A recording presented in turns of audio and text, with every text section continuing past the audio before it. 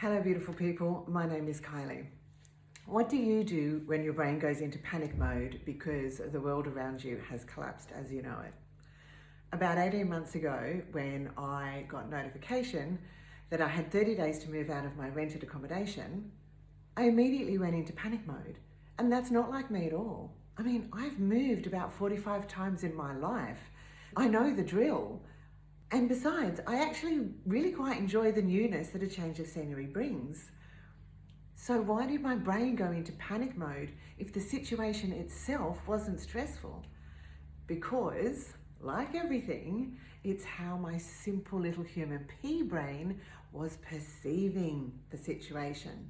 And it was screaming at me, "You're going to be homeless, you're going to be homeless." But there was simply no reason for it. Like I said, I've moved a gazillion times.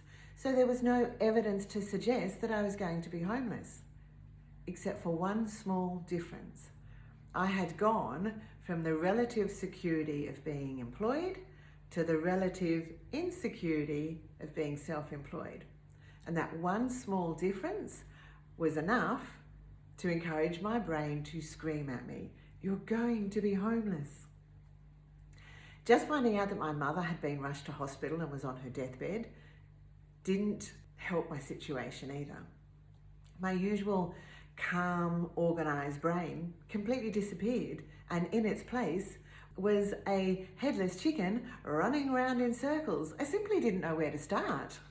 It had been a very long time since my brain had been screaming so much fear at me, and I'd forgotten how intrusive and disabling all this fear is. And to be perfectly honest, it took me a few days to pull myself together. And this is what it looked like. Day one, prioritize.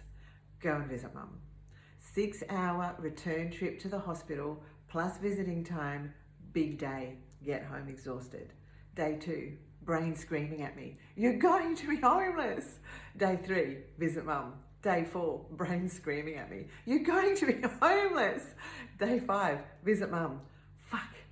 A week has gone by already. Now I've only got 3 weeks to make and prepare for a life-changing decision.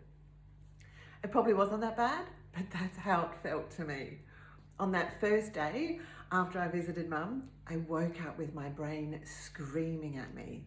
Obviously, I had to calm my panic brain. How do you calm a panic brain? By being present. Being present prevents me from worrying about the future. So, in the theme of being present, I asked myself, what can I do right now? I didn't ask myself what my first step was because I knew I'd get stuck in a loop. There was so much to do, I couldn't afford to procrastinate in overthinking, well, what actually is my first step? The only thing I was sure of was that I had to pack up my house. So I grabbed a box and just started packing with my usual theory of, if I haven't used it in a year, 2 at most, it goes in the bin.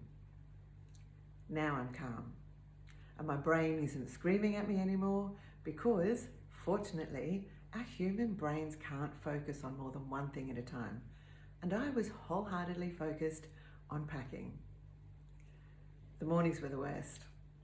You know, when you open your eyes and your brain comes face to face with reality and all you want to do is roll over and get back under the covers. I was literally saying to myself every morning, just breathe. Don't focus on anything yet. Wait for coffee. And granted, having my coffee on the balcony and watching the sun rise over the ocean was beautiful, but my screaming brain was having none of it. You're going to be homeless. First things first, sort out my screaming brain. Psychoanalyze myself while I'm having a coffee. It's true, homelessness is my biggest fear. But I thought it was pointless to ask why, because it is what it is. I'd rather spend the time figuring out how to overcome my fear. Besides, it's pretty safe to assume that the why of it all is a result of something that happened in the past, and now my simple little human pea brain is trying everything to prevent it from happening again. Self-preservation, Fear equals danger. Danger equals death. And human instinct is to live. So the logical way forward seemed to not understand my fear, but overcome my fear. Besides, I had overcome an absolute shit ton in my life. So I told myself, if you can overcome your worst nightmare, you can overcome anything. I had been afraid for the first 20 odd years of my life. Fear is horrible. Fear has the potential to destroy joy. I had vowed to myself never to be ruled by fear, which is why I'm the master at making the best out of any situation. Besides, fear only raises its ugly head when we feel like we don't have any control. So all I needed to do was regain control. So I told myself, it's your choice to be without a home. And the more I acknowledged that it was my decision, the more I regained control. And the more control I had, the less my brain screamed at me. So now, shit wasn't happening to me, it was happening for me. I was deciding that I was going to live a completely different lifestyle. After all, the universe did just supply me with the cutest little caravan that I had spontaneously purchased only a matter of weeks earlier. I needed to do a little bit of work on it, but hey, I've just never believed that life is meant to be hard. Joy and happiness isn't meant to be a struggle. And if it is, you'll get different results with a different approach. I've always believed that the universe has my back and it provides signs that guide me. But then I am known to be an optimist. So now that I'd made a decision, my panic brain was nowhere to be found. Now all I had to do was figure out the logistics of how it was all going to work. So I grabbed a pen and pad and I started writing a list of what my options were. Good, bad, and ridiculous, it didn't matter. I needed to have a little bit of fun. Then started crossing off all of the options that I simply didn't want to explore or that were just too ridiculous or not feasible to explore. And in the end, I was left with about 5 options. So by the end of that first week, I felt like I had at least a loose plan. And the idea was to go down my list of options until a door opened. And that indicated where the universe wanted me to go. And yes, believe it or not, that's how simple I think life is. Besides, the alternative is to beat my head against a closed door. And I'm not entirely convinced that that's the right alternative either. Life is meant to flow, and we're meant to flow with it. You just never know where you might end up.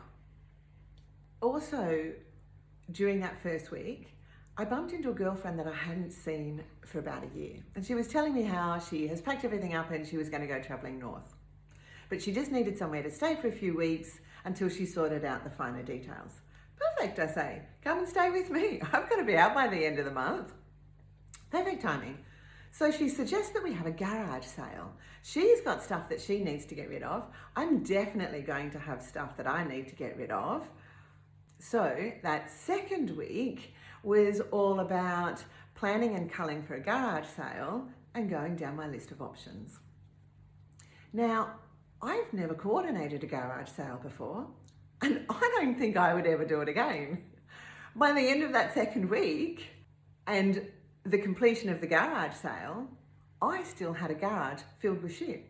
Only now, it wasn't just my shit, it was my girlfriend's shit too. And after the garage sale, she jumped in her car and headed north. So I was left calling all the charities to see if they wanted to come and pick it up and taking photos and putting it online so people could come and pick it up for free. I just needed it off my hands.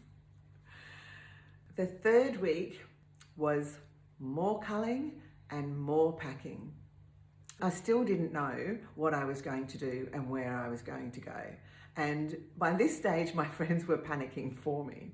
But I knew something would turn up. Something always does. So I just kept packing And friends came out of the woodworks to help me pack everything up. And by the end of that 3rd week, all my furniture was gone and I was left with boxes and cupboards still filled with shit that needed to be packed. And my cute little caravan parked up in the garage. What a nightmare. Everything was happening backwards and upside down. Finally, an offer came my way, which gave me somewhere to stay and work on my caravan. Great.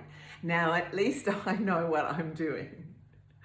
So this is my final week. All I needed to do now was to cull and pack everything away that I didn't need for caravan living. And still friends were there to help me pack the rest of my stuff and clean the house so I could hand the keys back. We pulled out of the driveway with 2 minutes to get to the real estate agent to hand the keys back. Let my new life begin. As it goes, the option that I took ended up being a nightmare and I had to go somewhere else, which was an in case all else fails option, but that seemed to be where the universe wanted me to be, not only for me, but for the other person involved as well. The universe has a very funny way of playing out, especially when you know how to read the signs and go with the flow. So, if you find yourself with a panicking, screaming brain, breathe. Breathing always helps. Understand what the fear is behind the panic and look it in the face and walk straight through it. And know that the universe works in divine ways and will always show us the way if you have the courage to follow. Keep shining, beautiful people, even when the universe does throw you a curveball. Universal love has a magical way of turning out. Believe in yourself and embrace your freedom.